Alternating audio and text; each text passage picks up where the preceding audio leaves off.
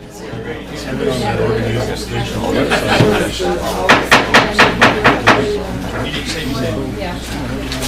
like to call this meeting of Macon County Board of Commissioners to order, and certainly like to extend a warm and hearty welcome to everybody. Glad you're here tonight, and we have several important pieces of business that we'll be discussing. We're glad all of you are here.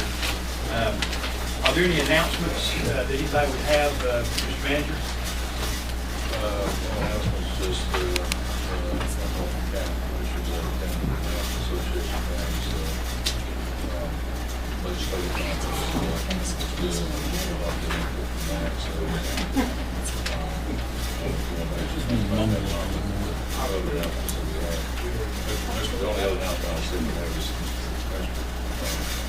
Nathan is not here due to conflict, have to be out of town on business, so he won't be with us tonight. Matter of fact, I just talked to Commissioner Hickton.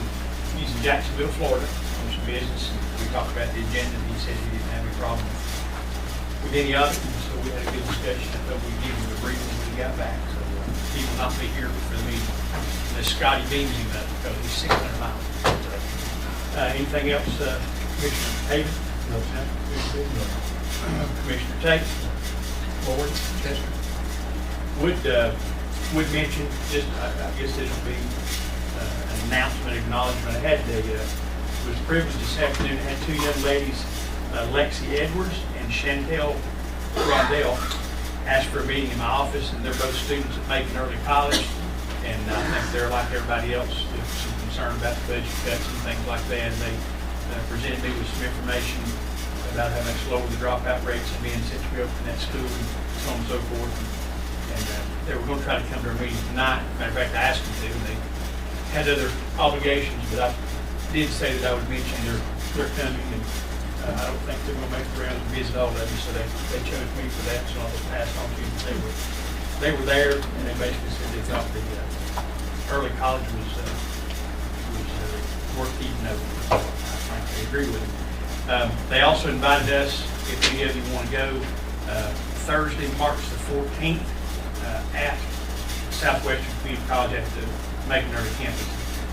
There's a Civil War Expo. The students put on sort of an exposition about the Civil War, and they invited all the commissioners to come. So we would make a note of that Thursday, March 14th. It's from 9:45 to 11:15 in the morning. So, Mr. Manager, we'll pass that to you. Not going to send that email. Mr. Chairman, I did have a chance to talk to John Carl, who's doing Yes, Mr. Baldwin. I don't know if you talked to him or not, they're kind of the scout party. He would like to come and make a report back to you all on what they've done, show some photographs of what they've done. I've been scared to try to do that during Macon meeting. Okay. I'll be glad to put on the agenda.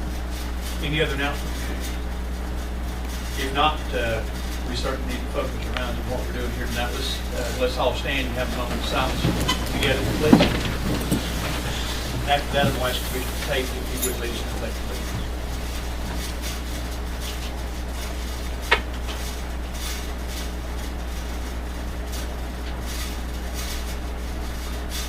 Thank you. I pledge allegiance to the flag of the United States of America and to the republic for which it stands, one nation, under God, indivisible, with liberty and justice for all.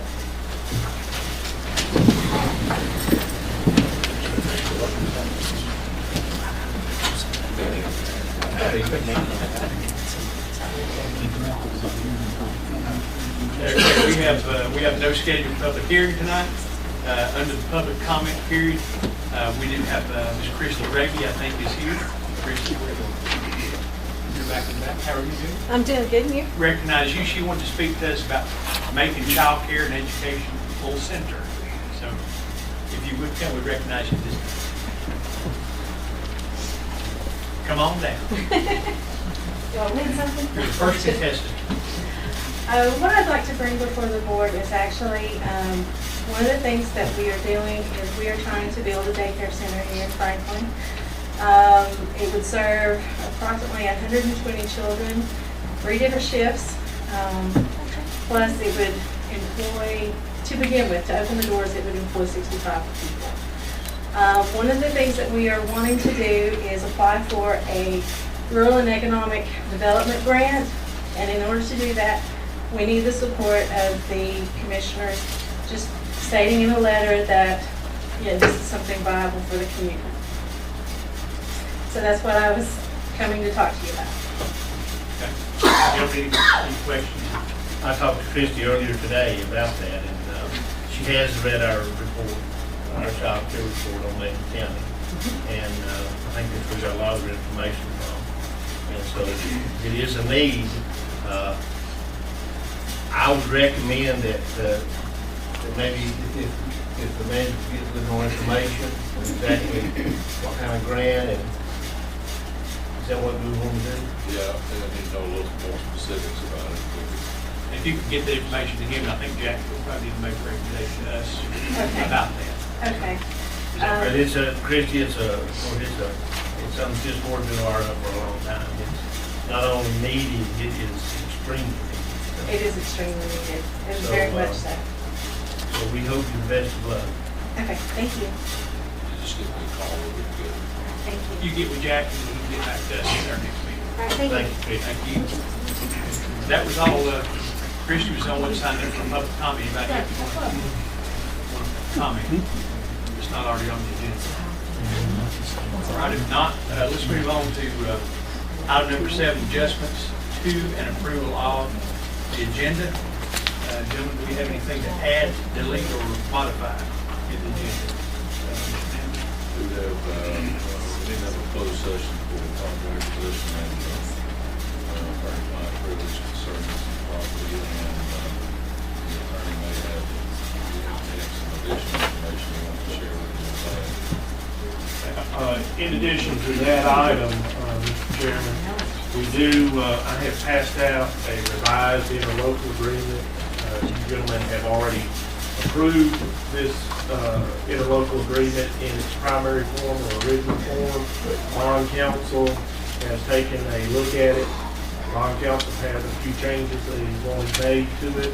They've made those, and I am presenting those to you with my recommendations. I have also requested Todd to draft the letter. We're glad you found that. I found that, Chester. I was going to bring that up. In addition, Lori has a matter that she'll need to speak to you briefly about financing alternatives for the Highlands QSAP. And I would think that could come immediately after the approval of the revised interlocal. I would recommend both of those items go immediately before 10B. Okay, so what we'll do, gentlemen, is between 10A and B, let's insert, I would call that reapproval of the interlocal agreement. And again, that's just changing some wording. It doesn't change the intent. I think that's fair to say. Yeah, I think there was primarily some information from the tax standpoint to accuse that the bond counsel wanted in there, and I have typographed the letter that we Noted, and then right after that, we will do the approval. And Chester pointed out to me that we technically had not approved the financing agreement. and that's what We will bring that to us. And that's just a matter of sharing information before you have to approve the resolution. Okay. So what we'll do is we'll discuss those two items, take appropriate action, and we'll move on to the resolution regarding Highlands QSAP.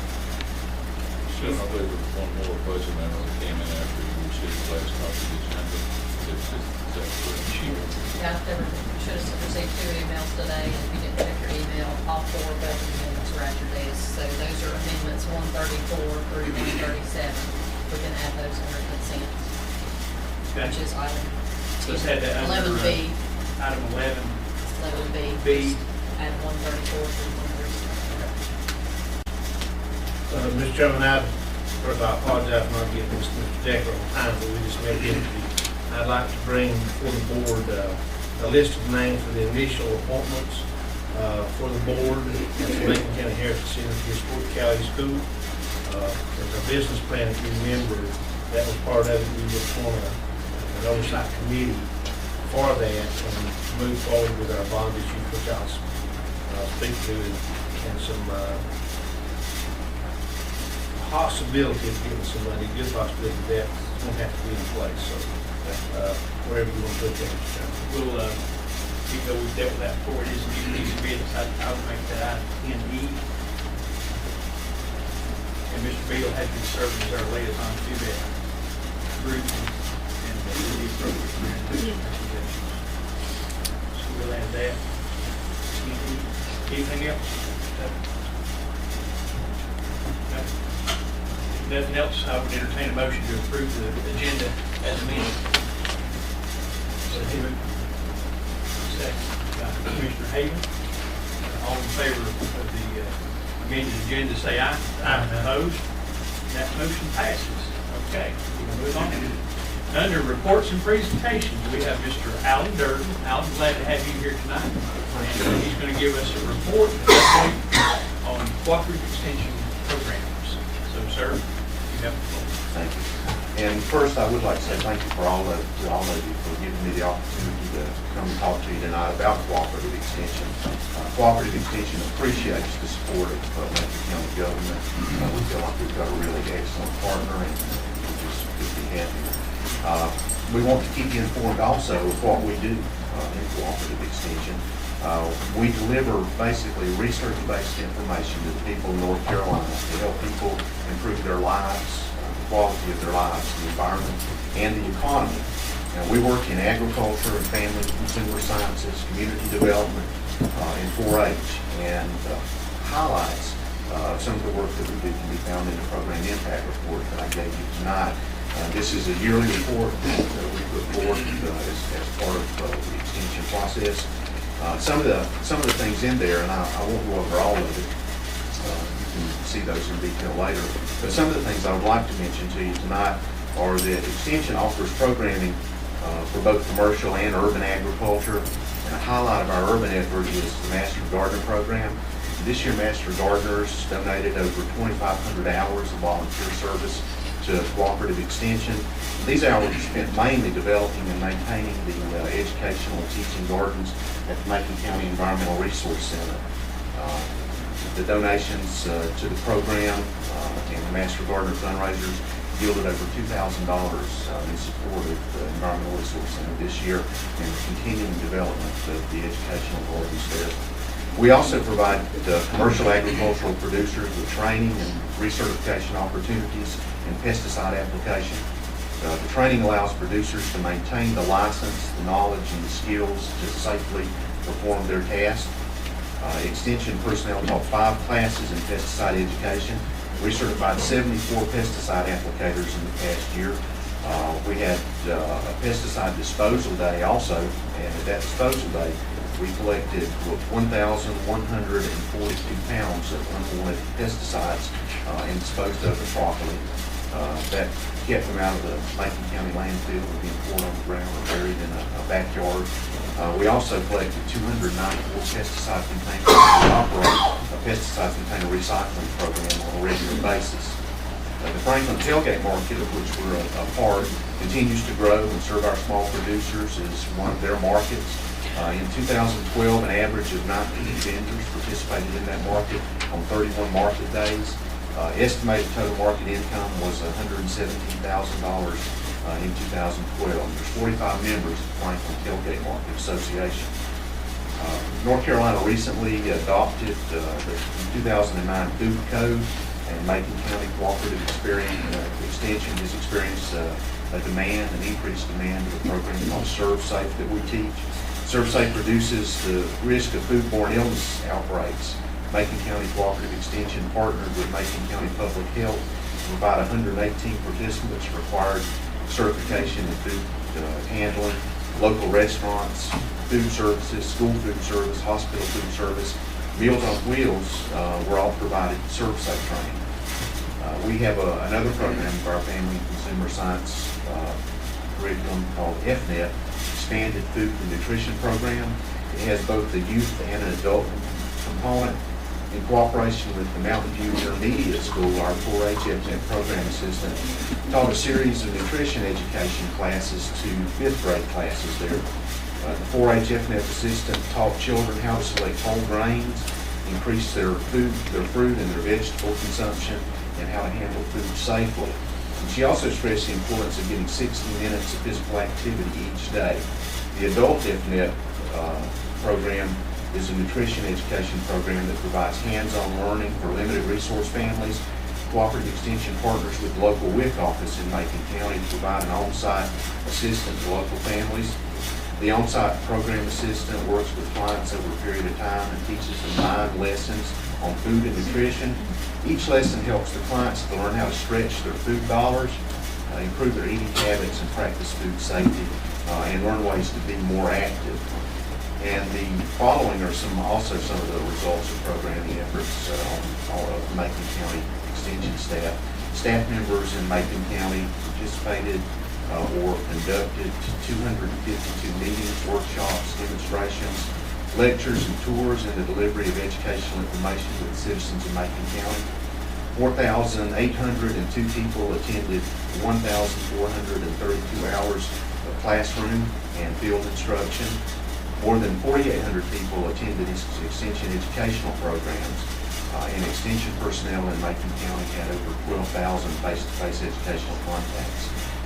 We also received over $12,000 from supporters through donations, fundraisers, and program fees, and 169 volunteers assisted Cooperative Extension, giving 3,400 volunteer hours. This is the equivalent of almost 2 full-time employees. I haven't mentioned our youth program, which is extremely important to us, our 4-H program. And at this time, I'd like to introduce you to our new 4-H agent, Ms. Tamara Talley. Tamara's been with Cooperative Extension for about 10 years, and she comes to Macon County from the Eastern Band of Cherokee Indians. And we're very, very happy to have Tamara on our staff. And now she wants to tell you a little bit about herself and about 4-H. Thank you. Tamara, welcome. Glad to have you. Glad to see you. Thank you. As Alan said, my name is Tamara Talley. I'm the new 4-H agent for Macon County, and I'm very excited to be here and work with Macon County youth. I'm a former 4-H'er myself, and loved 4-H and enjoyed it, and say that I'm still a 4-H'er. I never left, never aged out. I just kept on going. 4-H development is the universities and is their youth development component of Cooperative Extension, and our young kids we call Clever Bugs, 5 to 8-year-olds, and then our 9 to 18-year-olds we call 4-H'ers. And so we provide youth development and leadership activities for youth. And in Macon County, we served over 1,200 youth last year. Each month we have 9 different meetings that kids can come to and receive instruction in areas that they're interested in. And we provide about between 150 and 200 hours of positive out-of-classroom instruction for kids. So that's, we think, a really great addition to Macon County and opportunities for kids here. I want to introduce Chandon Ivey, who's one of our 4-H'ers, and he has some information for you. This is some information about our Cherokee Youth, our Macon County Youth Council. We have a group of 13 to 18-year-olds, and they work on positive leadership and change in their community and their county. And starting in April, they will accept 6 new members. And so this is an application. If you know any youth that would be great additions to the Macon County Youth Council, please copy this, pass it on, give this to whoever might be interested, because that group is looking for new members, and they volunteer quite a bit in the community. One update that I want to give you is a couple of years ago, from what I understand, you supported us adding some grant money to build outdoor facilities and classrooms, and I want to give you an update on that. We now have a covered archery range for our archery group, and it is completed and ready to be shot from and used this spring. And this year we will add to that an outdoor learning space. So thank you for your support on that. I'm happy to be here, and hopefully I can come and meet with each of you and talk to you about what you see as needs for Macon County youth. Thank you, Tammy. Well, thank you. Glad you're here. Well, as I said earlier, thank you very much for the opportunity tonight. We would also like to invite you, as we invite all the citizens of Macon County, to come visit with us at the Cooperative Extension Center anytime. We're open, of course, from 8 to 5, and we'd love to have you come see us. Would anybody have any questions? I have a lot of questions. I'll just let you know that he left out a lot of things that the extension service does. One of which is our community garden, which I brought that idea to Alan. We didn't know it'd ever get like this, Alan. So it's really made a great impact. We don't have any tons of food that was delivered to CareNet. Items with equity agreement, but so but Alan and everybody that works up there, and I will tell you about Sherry Peeler. She's one of the names we're going to be good that we want to put on the county board. She's a consumer agent, the consumers in the county, and does a wonderful job. She's worked diligently on helping get some kitchen approved and a lot of other things. Canning regulations have changed. And so if you don't have a chance to go up and meet these 4 agents one time, you mentioned Miss Edwards earlier. That's the 4 agents. So we're glad to have you and proud to have you, and I'm glad to be a part of your organization. Thank you very much. Again, we appreciate Macon County Go. Okay. Thank you very much, Alan. Alan, thank you for the report. Cameron, welcome back to Macon. Thank you, young lady. Okay, no old business on the agenda. We do have several items of new business. The first one, give you a little background, gentlemen. You know, back in the street sometime last year to renovate the pool at Macon County Recreation Park, we decided it would be our best interest to bid that in several pieces for cost. So we bid the pool house, we bid the pool itself, and then we separated out the concrete work, and that's the last piece of the puzzle. It is. So you have the floor. As he said, I did come tonight asking for your consideration for the last piece of the puzzle. Pool construction is going great, right on schedule. The inside is basically right now done. All they're doing is a little bit of touch-up painting and some finish work. The outside, we are ready to pour underneath the stainless steel gutters that were installed last week. They're going to be pouring those tomorrow. From that point on, we are ready to start doing some deck work.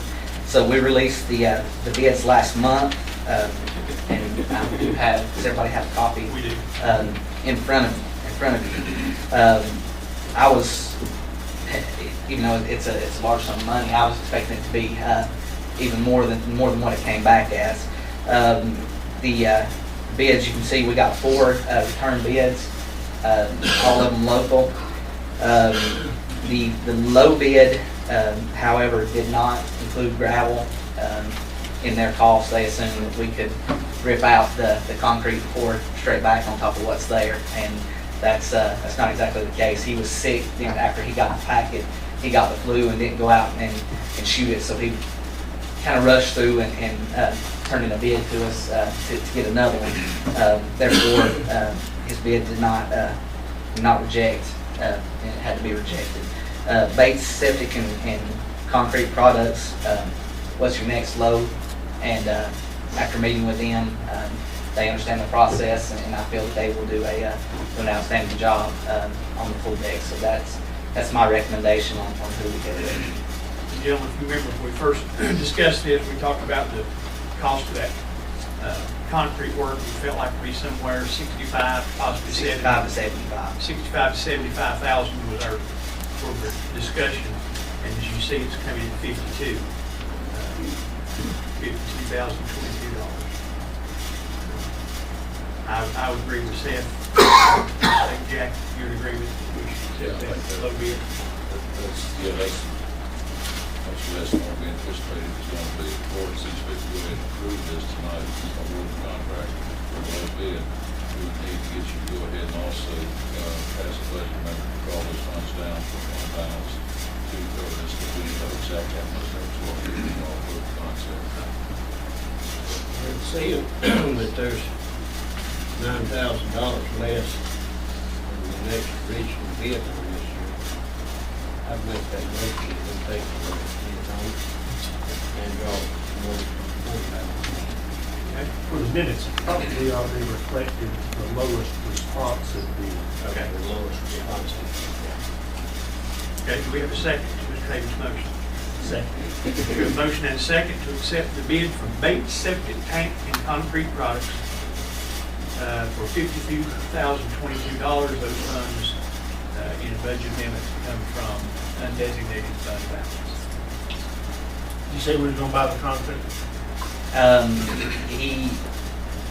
pretty sure that his is We'd like that, that's Macon County, Green Trust, originally, the neighbors thing. Sure. Any other discussion? Yeah. If not, all in favor of accepting the bid, say aye. Aye. Opposed? That motion passes. Good job, Ted. Thank you. Thank you very much, Sid. Now we are to 10B, the resolution regarding Highland School. We will, however, approve with your consent. I think everyone has a copy of that interlocal agreement. It is essentially what we passed before with a couple of corrections and a possible typo correction in that as well. So we will need to get it in the minutes that we have passed this interlocal agreement. This, just to reiterate for the media, this is an agreement between the Macon County Board of Commissioners and the Macon County School Board of Education. Jeff, will the school board have to pass this same with the changes, or? Likely, yes. They may have passed it in a form originally that gave their officers sufficient authority to execute this document without taking it back, but I'm going to leave that up to their counsel. There are some substantive changes in here that refer to the tax consequences of QZAP bond, and that was added by bond counsel.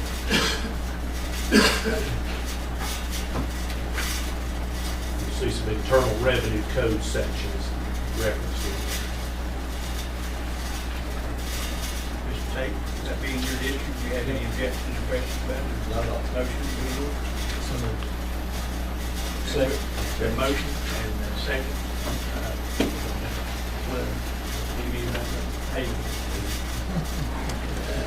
To approve the interlocal agreement.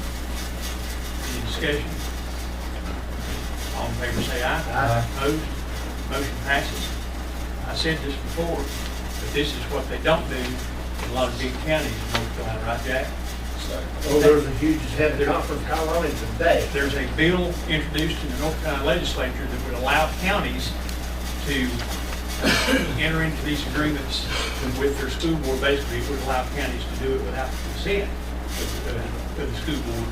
And when they brought this idea up to us at our legislative conference last month, we looked at the folks from Wake County and said, we already do that.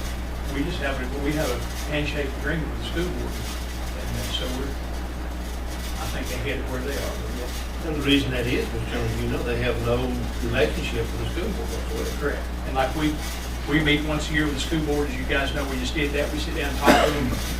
They don't do that. They meet each other in the courtroom or do their attorneys. Well, they couldn't believe we had a liaison committee from our board to do the school board. I mean, it's just horrible.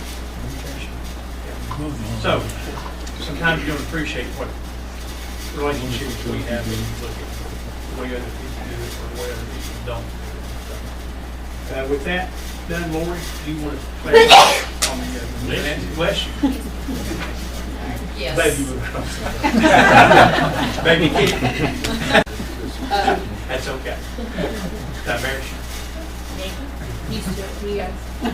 As part of the process for borrowing money under QZAP for the Highland School renovations, we've sent out proposals to various banks. ask them to bid on our QZAP financing. We received 2 back, one from PNC, one from BB&T. PNC's taxable rate was 3.26%. BB&T's was 3.51%. So of course, BB&T's was a little higher, but current federal subsidy rate is at 4.58. So at this point in time, of course, not knowing what sequestration can do or future years, but, at this point in time, the 4.58. It'd be zero. Yeah, nets out to zero. You have negative interest, but you'll have zero interest, right? And the other deciding factor there was cost of issuance. PNC's costs were $6,500, BB&T's was $1,200. Another big factor that we considered was prepayment penalty. PNC did have a prepayment penalty clause, BB&T did not. So based off all those factors, Jack and I discussed it and, came to the conclusion, and especially since we've done so much business with BB&T, to make the recommendation to award the contract to BB&T as far as financing. So as part of 10B, this approving resolution, that is, once you approve that, you'll be approving for us to finance with BB&T as well as approving the deed of trust and the lease. They're all wrapped up in that one approving resolution. You're inclined to follow the recommendation of Lori Hall on this matter. I would recommend that there be a vote on that, a motion on that. I will add to what Lori Clarify, a motion separate from the Correct. resolution. Yes. We do that first, Yes. and then that would become part of the resolution. Actually, the resolution that is actually on the original agenda presupposes BB&T being selected as opposed to BB&C. Okay. And I think it's just appropriate to set the record that decision has been made. I was told that if you're inclined to go with that recommendation. I will point out to you that I made inquiry of bond counsel concerning the differences in those terms and whether or not he believed that would be an issue before the local government commission, and he indicated not. And I talked to Bill and Gilbert after the local government commission as well, and they don't have a problem with this. So I guess we do need to get that in minutes, even though we did all our discussion, we had discussed the 0% loan and all that, but we need to get those specific. The decision to go with BB&T or PNC is being Mr. Tate. I will send a call on the board's recommendation. We have a second to that motion. Any discussion on the motion? Now, that's not the resolution, right? That's not just it. The resolution will actually be a document whereby you will be approving the form financing agreement, form deed of trust. That's what's in the agenda. Correct. Okay. And the form lease. Okay, any other discussion? All right, all in favor of the motion, say aye. Aye. Opposed? That motion passes unanimously. So now we need to actually approve the resolution regarding Highland School QZAB. That is correct. And as part and parcel of approving that resolution, you will be approving the form of the installment financing contract, which has been distributed as part of your agenda package. Also a document entitled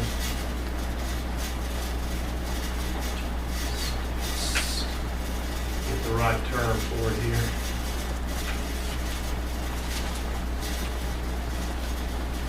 Deed of trust security agreement and fixture filing, which was included as part of your agenda package, as well as the last document, lease between the County of Macon and the Macon Board of Education, which was included as part of your agenda package. By approving the resolution, you will be approving the entry of those documents. You will be clothing the chairman as well as again, manager as well as the finance officer with the necessary authority to complete those documents. You will note, for example, the descriptions are for the property that will be subject to the financing agreement, the deed of trust, as well as the lease, are not actually set forth in those form documents. And you'll be authorizing the chairman, the county manager, and the finance officer to make sure that that information is properly included in other blanks filled in, as well as any other additions, deletions, changes that become necessary in order to complete this, so long as the fundamental agreement is to be changed. For the record, the descriptions that will go in will be a result of a survey that I hope is in progress at this particular point in time. Survey of the property described in deed book P5 at page 253, as well as a memorandum of action recorded in deed book P15 at page 162. Once those surveys are done, that description will be put into each of those three agreements. Is there anything different here than the other few that have already done? The same thing. Same as this one we did, it's the same thing, that was 1.8 million, this is 1.5. The same, it'll have the same wording. Pretty much the same thing. Same, yeah, it is pretty much the same. Just mention one thing about the survey, and we have authorized the surveyor to begin on that survey work. There are about 4 different parcels of land associated with the school up there, and all of them have to be surveyed in, and the buildings have to be located on the property. And so we have a surveyor lined up to go ahead and do that, but we need to get back as soon as possible. We need for the board to go ahead and give us authorization to go ahead and pay that $7,500. We repay the county through the proceeds of the county. That could be is for that, but that's something we need to do as part of the package for submission. I'm going to have a survey in order to get the requisite title insurance policy required by the state. So this can be part of the resolution. Can that be part of the same motion? I think we want to keep. I think we want to keep that separate. Motion Yeah. authorization, let's go ahead and Approve the resolution, then we need to approve the survey. Yeah, I agree with you. Approve the resolution.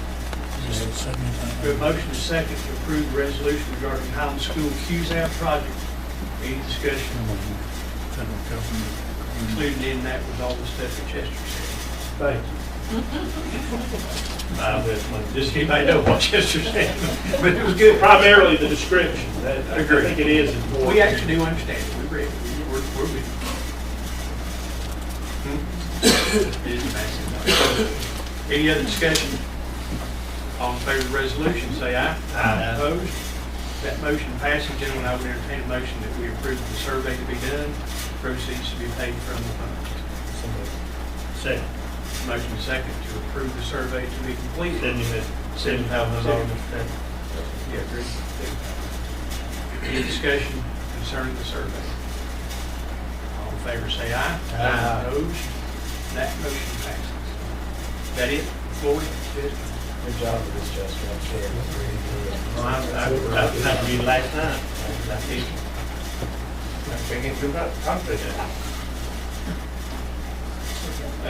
It seems a little bit more detailed, Chester, than the one I remember from Nanahala, or even going back to the renovations at the Franklin High School. I think it is more detailed, and I think it's probably, this document has its genesis with the Parker Poe Law Firm, which is bond counsel retained by Macon County. Those others, I think, had their genesis with BB&T and were likely prepared by for BB&T.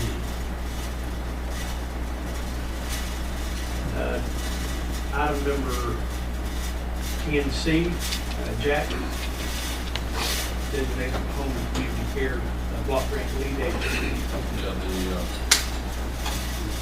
the county gets the money from the state for senior citizens programs, home and community care block grant, and each county has to have a committee that actually is aware and make recommendations on how that money is spent. Part of the county's annual budget process each year. We have a group called the Senior Citizens Advisory Committee. Let's see if I can talk about here. You have it in your agenda. You do have also a letter there from Sarah Melton, who is the new area agency on aging administrator for Southwest Planning. He says Mary Marcus and John on that, but the Senior Services Advisory Committee has been doing that each year, making those recommendations on how the money is spent, and they do a good job. They meet the needs. They don't have nearly enough money to do all the things they'd like to do, but we have to have a committee in place in order to draw down those funds. And the Senior Services Advisory Council is willing to continue doing that, or is willing to reappoint for another year's term. I would recommend we stay with the same group we've been doing it for the past 10 years. For the recommendation to county manager. We have a motion to approve.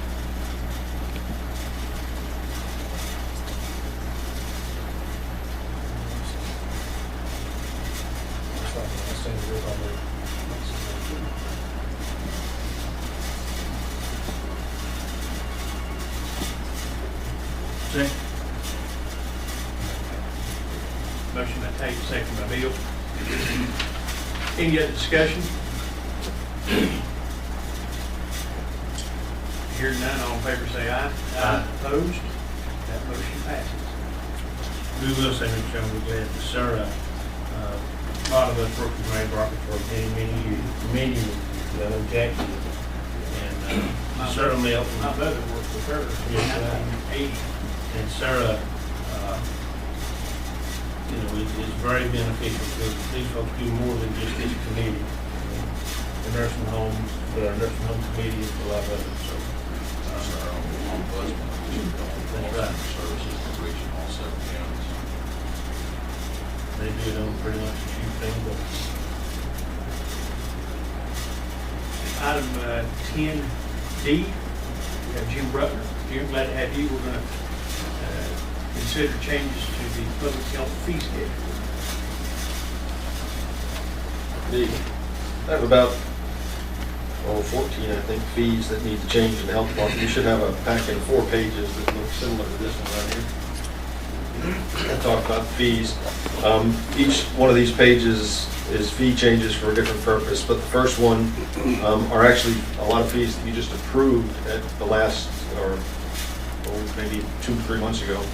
But basically, the first column there, FY 12-13, is the current fee that you've approved for us. The second column is a proposed fee, and if you notice, there's one fee of $104 down there for Panorex film prophylaxis, Panorex film that we didn't have in the past, but now that we're almost finished with the construction of our new adult dental clinic, we'll be able to offer that service. We're asking for a fee to be established for that. So there's 12 dental fees here that, based on changes in the Medicaid rate and the way we do our sliding fee scale, to make them fair and equitable to everybody that comes through the door, we need to increase those fees. Most of the fees only go up a couple of dollars. I think the most that any one goes up is about 10, with exception of the intraoral complete series of Vicodin films, which is 4 x-rays, which goes up a little bit more than that. The second page is one fee. This one is a little bit more complicated, and the way Medicaid is thinking now. Basically, we do what they call a depot injection in the clinic. It's a family planning injection. It's a 150 milligram injection for most of them that walk through the door. Instead of reimbursing us $50, Medicaid has changed the way they're going to reimburse us, and they're going to reimburse us on a per unit dose, which is per milligram of the injection. Well, 150 milligrams at 34 cents per milligram is $50. So the fee really isn't changing, but the calculation, the way we're doing the fee is. What is that? Depot is the birth control. it's a family I mean, planning, what kind of injection is it? What's it for? birth control. It's family planning that. Third page, there's a single fee on there, varicella vaccine. Our cost for the vaccine went up, and it's now about $90 a dose, plus our administration fee. So we're looking at taking that fee from $87 to $95. The last page is our TB interferon gold test, which is now considered the gold standard for testing for TB. And most of the physicians in the community who do that testing and send the lab test to us, which we send off to LabCorp. Our cost to LabCorp is $60 per test. Our collection fee, because we're collecting it mostly for private physician practices, is $9. So we're asking for a $69 fee on that, and that is a brand new fee. That's one that we have not had in the past.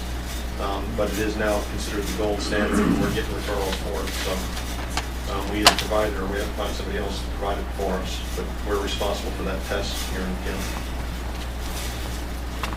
And that's it in a nutshell. Joe, any questions on use there? I believe there's number 14. 14. Fee changes or a couple of additions, one recalculation. Any questions about And any your of board's approved this? Yes, sir. On February 26th, at their February 26th meeting. Commissioner Hickman, correct? No.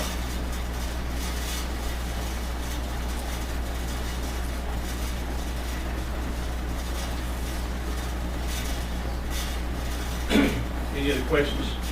This rate and this fee right here, this is charged for fee for the person, is this a Medicare rate?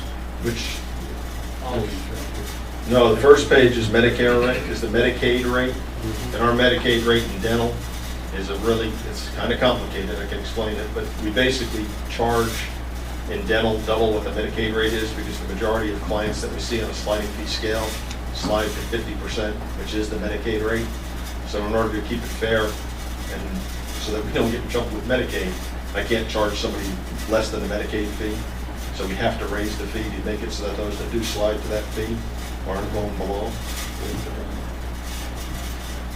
And then the other fees are fees for mostly materials or like vaccine or things like that that we pay a vendor for.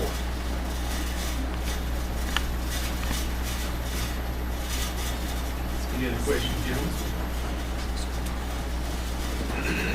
Motion to approve these fee changes will be in order. I'll make a motion to approve the fee changes that were approved by the board on February 26th. Motion second by Commissioner Bill. Motion by Commissioner Taylor. Any discussion? Hearing none, all in favor say aye. Aye. Opposed? That motion passes. When do you think you'll be able to place a building? The contractor today said that he's almost ready to turn it over to Henry Shannon to install the building, so. It'll be about August. No, they're projecting that they'll be done sometime in the first or second week of April. We're projecting for kind of we'll move in and get going, but we're projecting a grand opening, and I think there's an invitation coming to you folks on sometime in the next couple of weeks for, I think, the 25th of April is, I think, we're going to have the grand opening at the chamber there and other folks. So,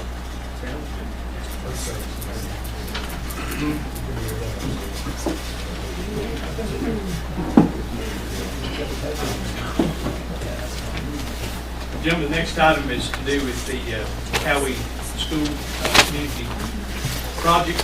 As you know, that project is something that we have had decided with our discussions needs to be self-sustaining and self-supporting after this initial period. They are in the process of getting grants and those kinds of things. Those do require that they have a board. Ronnie Beal has been serving as liaison to that group, and I think he conferred with Commissioner Higgins, who represents that district, and Ronnie has some. We met yesterday at the school. The school has really, and and we're not really surprised that, for the requests that they're getting. And so one of the things in the business plan, if you remember, board, is that we needed the board in place to not only set fees, but to be the counties, to outlet the county where they have insurance and et cetera. Plus, Mr. Duffy has got authorization of several grants, and some of them some very good grants, but to really make those come into place, it's important we have a board in place. So with that, these are the names that have been recommended to me by several folks in and through the county and on this board.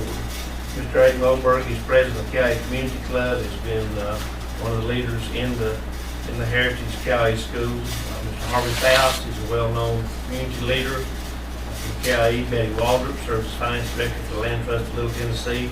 She's also agreed to help with the financing and handling of the funds at the Cali School, for the Cali School.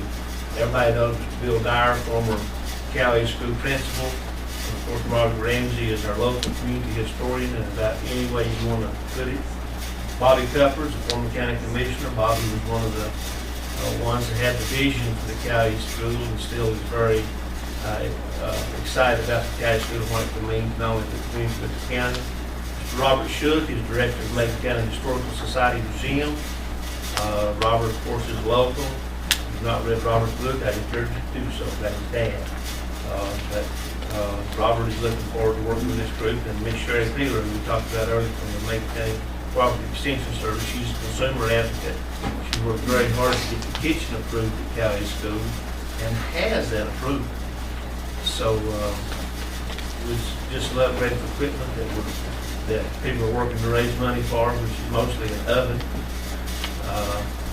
Then they'll be allowed to serve meals. To give you an idea how far this is progress, if you've not been down to school, there's all new tables and chairs in the cafeteria. The painting is complete in the cafeteria. So these folks, and of course, they cleaned up the school grade.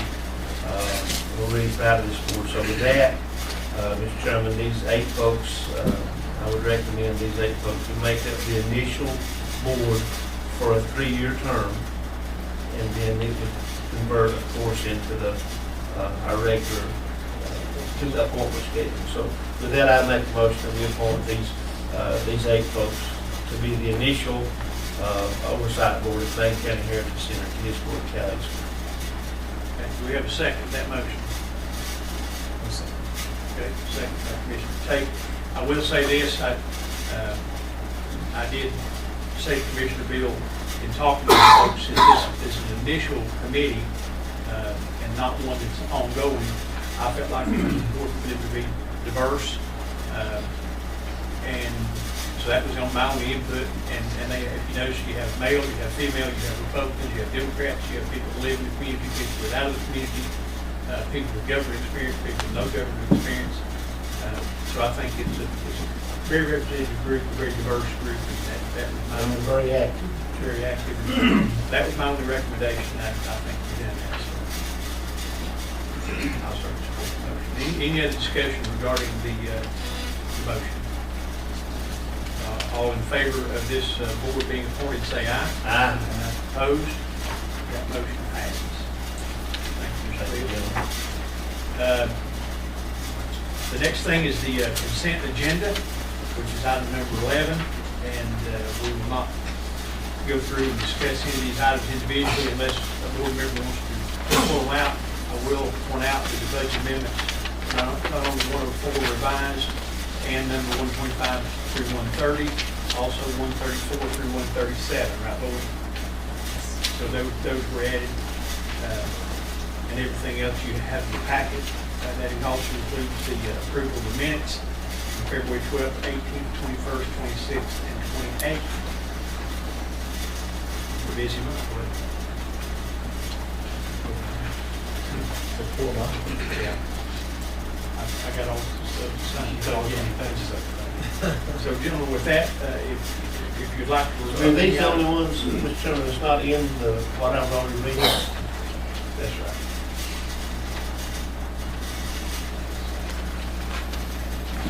Those Those were emailed to you. If you got your email, those were emailed to you earlier today. This is hard copies. They're the same, right, Laura? There's nothing to do after the Was that the email. amendments? Yeah, they're the same. Yeah, those are okay. I just brought paper copies. Yeah, it was what was emailed to you earlier. Gotcha.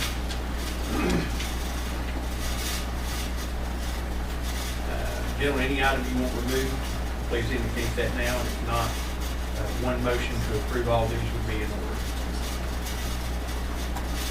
Let's see, for all this raise right here, yeah, right here, $300,000.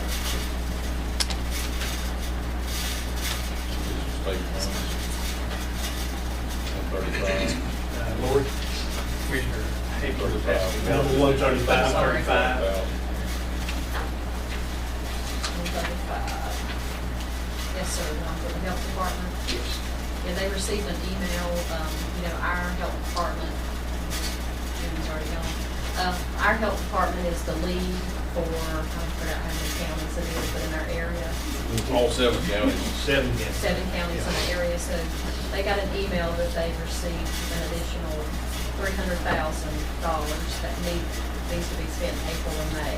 So that's what this is. This is that community transformation grant money, which will, again, be used in the 7 health departments, including ours, that are in that area. All the funds straight to Macon County and are distributed proportionally to the other counties within the 7 counties. Based on their expenditures under the terms of the plan. Basically, it's some carryover funding, I think, from last year. And so it's the kind of thing is we're awarded the money, but of course, if we don't spend it, we won't get it. But hopefully, they can find a way to spend it. That's one of the other health departments. Question to anticipate that. I'm not sure if it's directly, I know it comes from the Division of Public Health, but I'm not sure if it's actually purely state money or federal funded through the state. It must be purely state money, but I'm not sure. But it comes to us from, It comes to us from the state. It comes from the state. The question I got on this here is not got to have money to spend. I don't like the reason that we need this money.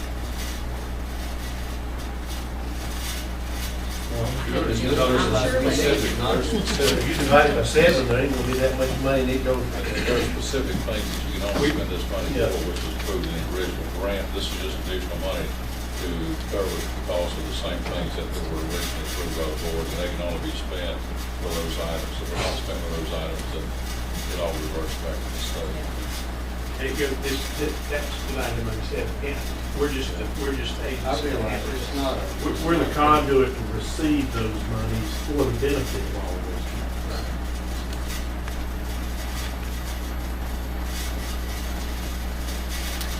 Got a little bit more clarification on that one page on what we're talking about. I'd like to see if we need, because it's all sales tax money, so I'm good. All right, let's remove, I'd like to remove item number 135 from the consent agenda. Motion to approve the consent agenda with the removal of item number 135. Okay? Motion second, any discussion? All in favor say aye. Aye. Opposed? Motion passes. All right, gentlemen, we'll need a motion, at least for the purpose of this. Jack, you gonna take another stab at plan that? I mean, I would probably do a better job. There's additional $300,000 in this money that the state made available. Last year, when the health director came and all the counties in our region were up for grant money from the state for specific programs in the health department. I think it was only Macon or Jackson County that was willing to step up and be the conduit to handle the funds for all 7 counties. And the health director and the health department volunteered to Macon County to do that. It gives us a little bit more benefit here instead of depending on Jackson and other counties to do that. So we got sort of the first cut of the pie, you might say. So they took that on in order to furnish these funds for all 7 counties, and they had to be funded for one county, which is Macon County. Those funds are already in the budget. What happened was they found out they had some more money that was linked to some other sources statewide, so they told them to go back to the same things that you were going to spend the original money on. and it had to be spent on these, through these 7 counties. In order to spend it, we cannot spend anything or allow any money to be spent unless it's appropriated by the Board of County Commissioners. So the money is there, but it can't be spent and sent to the other counties without y'all's approval. Okay, I'm gonna ask you that. You need one. Is it something that's needed? I think it's something that's needed. I can't give you some specific examples because this is something that the health department works with. Our health department is probably ahead of most other health departments in this region on the cutting edge of a lot of things.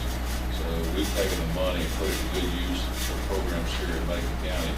This prevents us from having to take local resources to provide these same services. So in that respect, I think that's Part of this, one additional item I might mention is part of this money is also available to this county for taking on that role as a conduit for administrative expenses for handling that. So,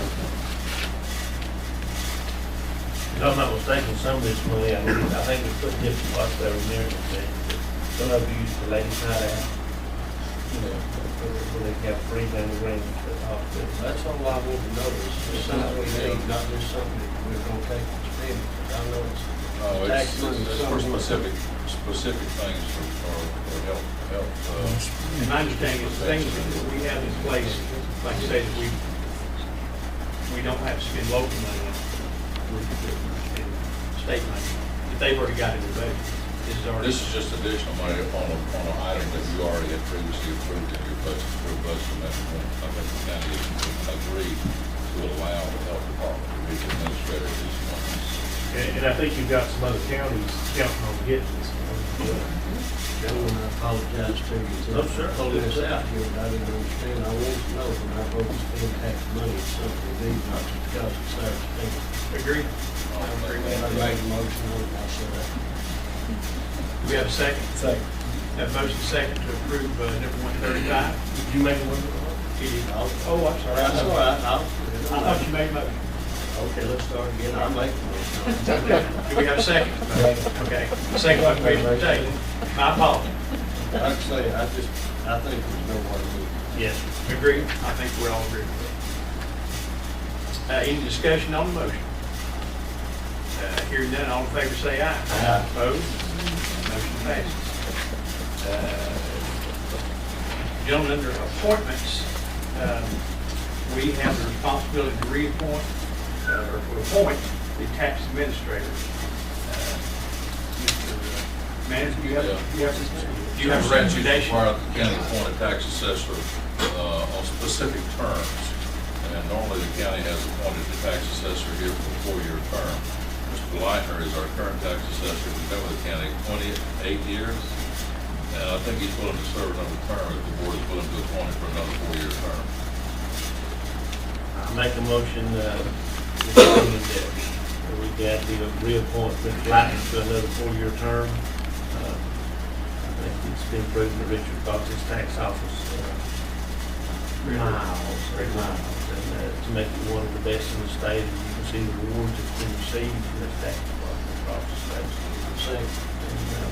So we have motion and a second. We have a motion and a second to approve Richard Lochner as tax administrator. Any other discussion?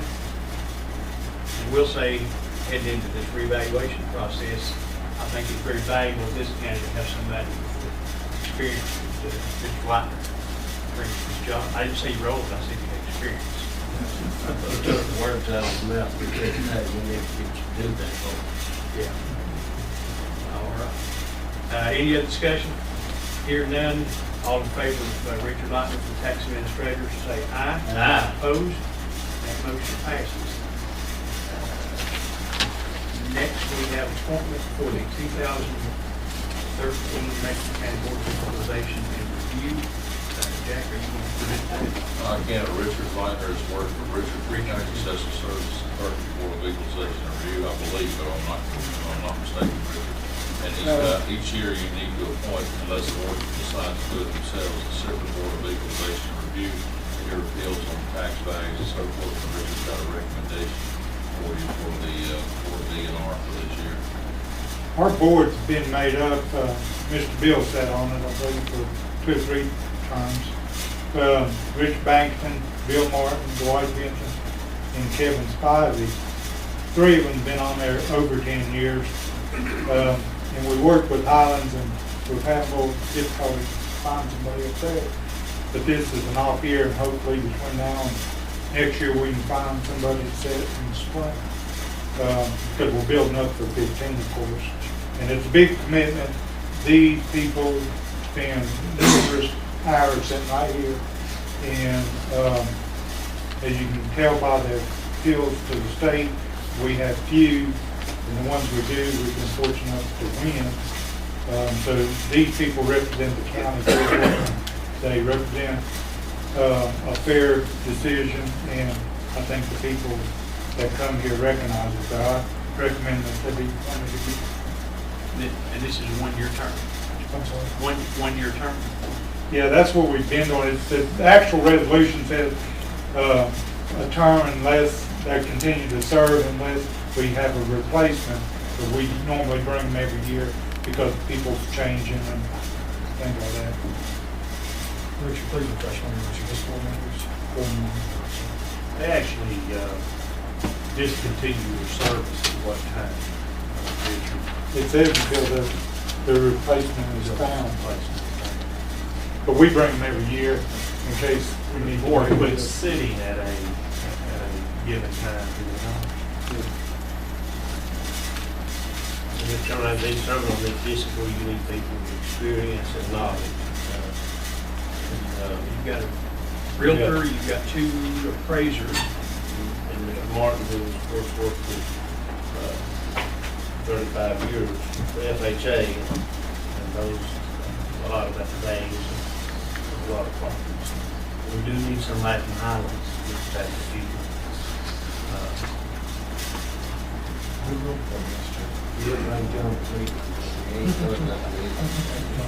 We'll be up there working this year a lot more, so hopefully, we can talk to them before the spring, get some better ideas. Okay.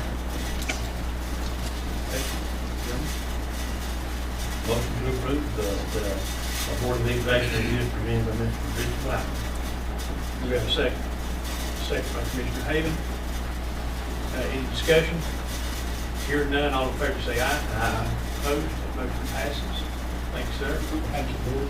Gentlemen, we do have, as you know, a very active, at this point, EDC. Been working on several projects. We have 3, I believe, 3 appointments. To that, I did receive an email from Mr. Jenkins explaining that earlier in the week, and or last week, I guess. And I think all of you did receive that in your packet, and the recommendation from the EDC and from Tommy is Mr. David Hubbs, Johnny Meyer Nipple, and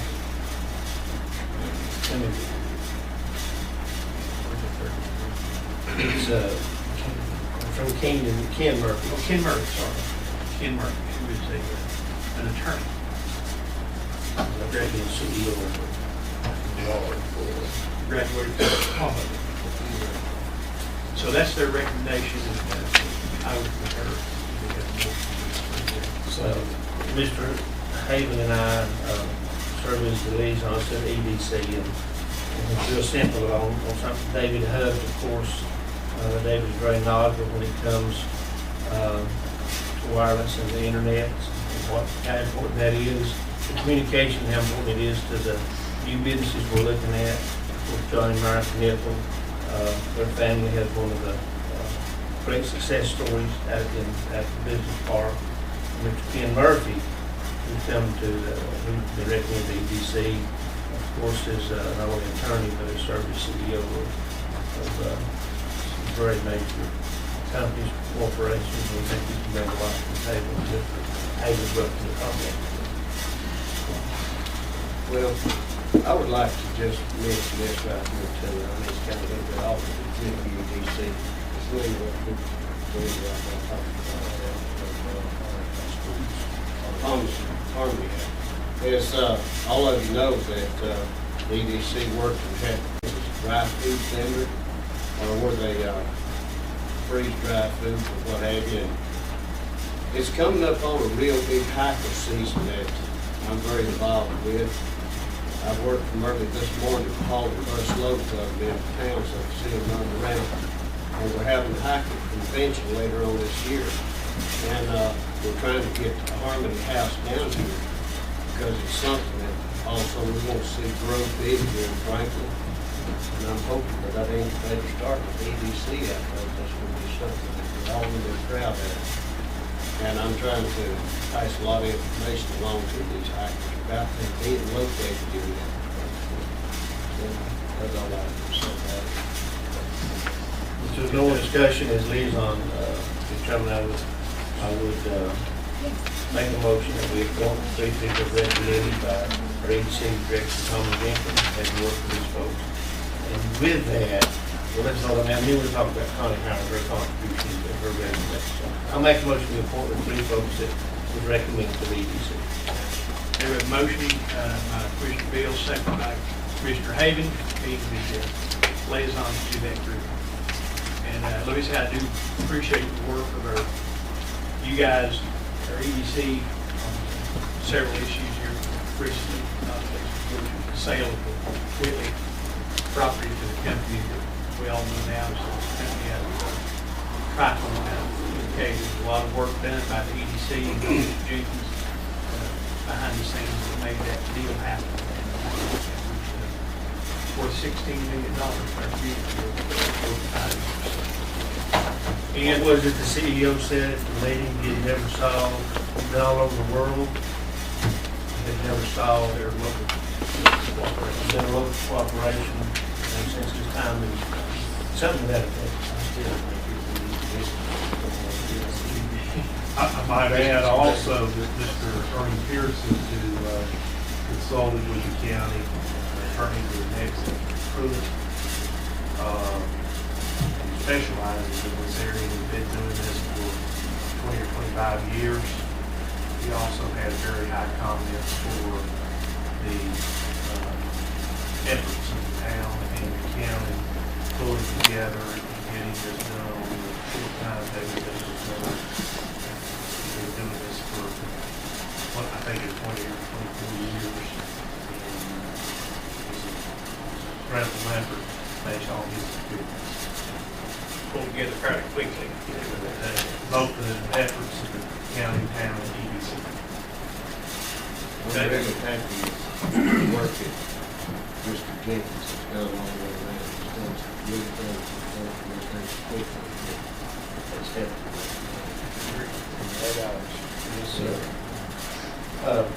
Moving on, Mr. Chairman, we did have a letter of resignation. Hang on, what one of those? We did, okay. We did the- All in favor of approving those three, say aye. Aye. Opposed? Motion passes. And we did receive a letter, which I'd like to read into the record. Mr. Chairman, this is Director Tommy Jenkins, Executive Director, Macon County Economic Development Commission. I hereby tender my resignation from Macon County Economic Development Commission as I no longer work in the Franklin community. I believe that someone who lives and works there will be a better person position to support the efforts of the Macon EDC. I've enjoyed working with you and the EDC board. I wish you every success as you move Macon County forward. If I can be of assistance in the future, please let me know. Sincerely, Connie Howard. Of course, as we all know, Connie, when she was on the EDC, was also with SCC as a director over here of the SCC, and was very faithful and worked hard on the EDC. So take this opportunity to thank Connie for her service. And she did retire, and so we hope for the best in her retirement, and she did good work while she was here for the EDC. She was, I said, she was faithful in what didn't go through. That's exactly right. Okay, thank you, Ms. Bill. The only other item that I have is a closed session. I have been made aware of two situations that we need to discuss. So I would entertain a motion to go into this. Lori and I were having a little discussion about Q's after the timetable on that. Okay. And before we go into closed session, there is likely going to be a need to recess this meeting. I thought you might want to consider that before we bring it to closed session. Okay. Which you notify us. Okay. Try to recess till next Tuesday. Well, the problem that we have is the bids for the Highland project are due in on the 19th. And I think Lori was recommending that we look at a date a little further out than that, so that the board would have opportunity to consider the bids and The board can award a contract until the LGC approves the loan. So we would need to meet after, well, after the bids come in. Oh, that's the LGC. LGC is approved before you got to have the money before you can legally approve the contract. So you can't do anything as far as awarding a contract without the LGC to the strong. They meet on April 2nd. Do they have day meetings? I'm not sure. I assume it's going to be. Yeah, Oh, the yeah. LGC meets at 9 o'clock on the first Boys like Tuesday to of each month. But if you're gonna have a closing on the 3rd, you've got to have approved the bids before the 3rd. You can't approve the bids and award the contract until you have the authority to expend the money, which is always done after LGC approves it. Understood. Lori, correct me if I'm wrong, I believe when we had our liaison meeting, we talked about this very issue as far as the timetable. What I recall was that the bids would be opened on March 19th March 19th, at 3 o'clock. and then LGC was going to meet April 2nd. 2nd, which is on a Tuesday. We meet on the 9th, and we can, at that point, we can approve it, because the LGC opened and approved it. The bids have been opened, the LGC approved it, and we can meet on the 9th, which is our next regular schedule. Is the lender not gonna require the, contingent upon? I don't know that you have to do it the day after LGC meets. You go to the next regular meeting unless there's some timetable that we're trying to meet because of construction. Well, I think they he was planning on the work starting on that week. Well, then maybe you don't need to recess it, and maybe what we should just simply do is just follow up with LGC and bond council to determine whether that's got to be, as well as the architect. You told me at the meeting we had. Yes. And I've got a schedule that they want to do some of the inside work starting on Thursday the 11th. That's right. And then we'll work through the weekend. Right. And then they gotta have the school ready, I wrote it down tonight. They're gonna have to do some of the work while school's in session. That's right. And I had it on the 11th. Starting on the 11th. And we That's what I got, that's what come out of our liaison. And we I don't meet think tonight. if push comes to shove and you need to speed that up, you can always call a special meeting. Call it, 48 okay. hours before. I would suggest we adjourn this meeting and we'll spend the meeting tonight. And again, somebody notify me if we need to meet earlier, we'll call. Okay. All right, we're going to close session. And this closed session will be for two purposes, for attorney-client privilege and also for the discussion, possible acquisition of real estate. Accurate, Mr. And I do not anticipate that we'll take any action. Bob, you going to stay? No action. This is sort of information for attorney-client privilege. We have a motion second to go in closed session. All in favor, say aye. Opposed? We'll be back.